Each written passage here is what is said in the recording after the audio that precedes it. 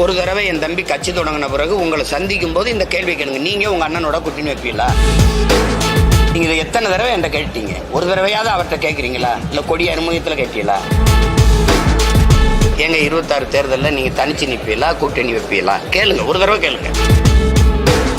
நான் முன்னாடி பிறந்துட்டேங்கிறதுக்காக என்னையே முச்சந்தில் வச்சு நீங்க எல்லாரும் அடிச்சுக்கிட்டு இருக்கிறது நல்லா இல்லை. இது மாதிரி ஒரு தடவை என் தம்பி கட்சி தொடங்கின பிறகு உங்களை சந்திக்கும் போது இந்த கேள்வி கேளுங்க. நீங்க உங்க அண்ணனோட கூட்டணி வைப்பீங்களா?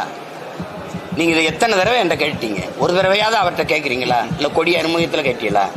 மாநாடு முடிஞ்சோன்னா அவர் உங்களை சந்திப்பார்ல. எங்க 26 தேர்தலில் நீங்க தனிச்சு நிற்பீங்களா, கூட்டணி வைப்பீங்களா? கேளுங்க, ஒரு தடவை கேளுங்க.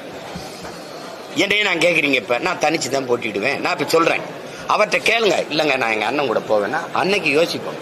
என்னையவே பேச வைக்கிறீங்க. ஒரு புகழ்பெற்ற திரைக்கலைஞர் இருக்காரு. அவரை திரையில் பார்த்து ரசித்த ரசிகர்கள் அவர் மேலே ஒரு பேரன்பு வச்சிருக்கிறாங்க.